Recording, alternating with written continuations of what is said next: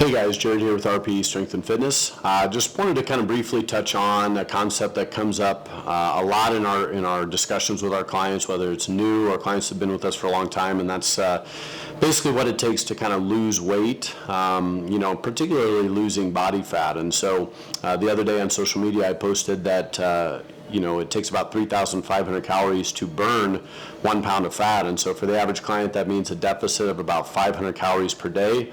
And that can be from nutrition underneath your BMR, the amount of calories that you burn just being alive, as well as any activity that you might do. And so it may not seem like a lot, but about 30 minutes of vigorous exercise oftentimes only burns between about 250 to 350 calories for the average person. And so, it takes a bit of a commitment. And one of the things I wanted to kind of highlight today was, the idea of weight loss is simply how much is on the scale. And so if somebody weighs 200 pounds, they lose 20 pounds, that means that they were successful in their weight loss. But if we did a body composition profile of them, and of that 20 pounds, 8 of it was body fat, they may actually be higher in percent body fat than when they started. So even though they'd be celebrating weight loss, it may not have actually made them any healthier. And so when we talk about fat loss, that means basically trying to do what we can to target or burn as much body fat as possible while retaining as much of that lean muscle tissue or your muscle mass as you can. And so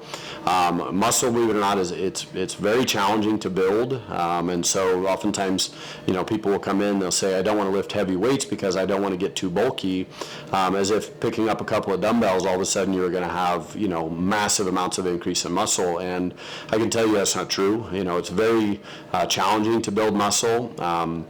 And so those that are able to maintain or improve muscle mass, especially if you're trying to lose weight, it's incredibly valuable to do so. And one of the things that we like to discuss, if somebody came in and said to me, Jared, I want to lose 20 pounds, and I say, okay, are you comfortable with basically losing a little bit of muscle in the process? If they say yes, I say, okay, well then our goal is we're going to be, doing things that are going to put you in a caloric deficit. We want that to be a slight deficit so that you're not bottoming out. And if for every 10 pounds you lose 1 pound of muscle, that's not a huge detriment. But most of the time I encourage them to maintain as much as they can. And I've had clients tell me that they don't care what it is as long as that number hits, 150. And for us, that's not necessarily the mentality that we typically recommend. And so, the average client to lose body fat, particularly like if let's say somebody has 100 pounds they want to lose, it's actually probably going to be a little bit easier initially just because the amount of mass they have means that their BMR is a little bit higher. They're going to burn a little bit more calories at rest. Somebody who's 150 and wants to lose 5 or 10, it might actually be a little bit more difficult just because their overall metabolism isn't quite as high, which can be a little bit confusing. But ultimately, we want an increase in activity level. So for somebody, again, if you're not currently working out or you're not doing anything active, it might mean adding in a 10-minute walk twice a day, or it might be, adding a routine that maybe you hire a coach, or maybe you go with a friend and you go to the local, fitness center. Basically doing something that's above what is normal for you and doing it consistently enough that your body recognizes it as something that it wants to keep doing, as well as a possible change in your dietary intake. And that might, for many clients, it might be adding in a little bit of protein, particularly lean protein, or maybe a supplement. Avoiding some of those really caloric dense foods. That would be essentially anything that has high carbs and fat. Most of the time, those are the things that we all know we probably shouldn't have a lot of. That doesn't mean you can't have them. It just means that they probably need to be a reduced part of your diet if that's something that you eat frequently. And then essentially being able to progress over time. And I think that's where many people miss out is they'll start, maybe doing something, but they don't really know how to progress from week to week. And so that's where, like our facility and other ones where coaches can help you kind of find out what the next step is. That's kind of what we would typically recommend. And so, just a increase in activity, a slight decrease in total calories.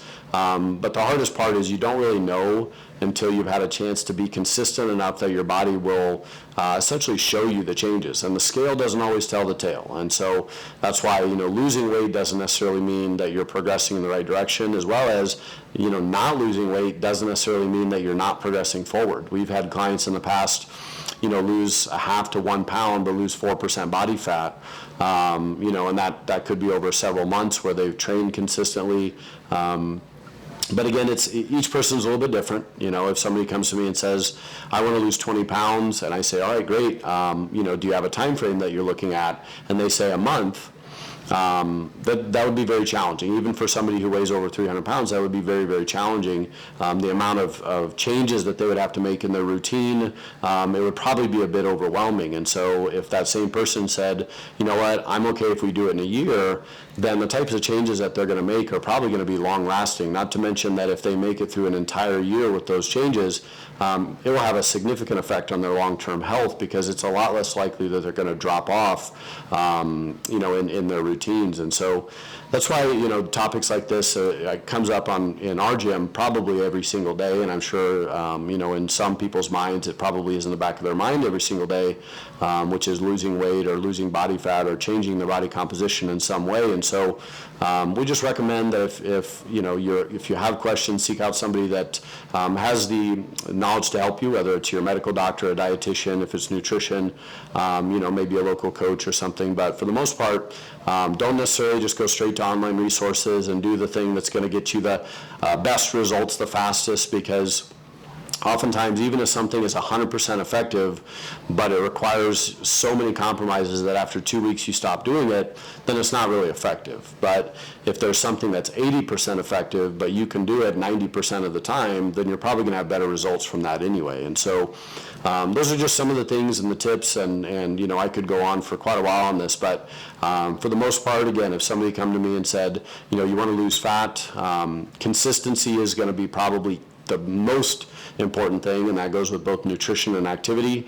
Working out 5 days a week, 1 week, and then missing 7 the next isn't necessarily going to move you in the right direction. But if you did 2 or 3 for 4 straight weeks, you'd probably have better results. And so, but again, little topics like this, I'm going to try to touch on briefly here and there. But if you have questions, feel free to reach out to us, let us know, or if you know somebody that can possibly answer your questions, I would definitely recommend seeking that out. But otherwise, thank you, and we look forward to next time.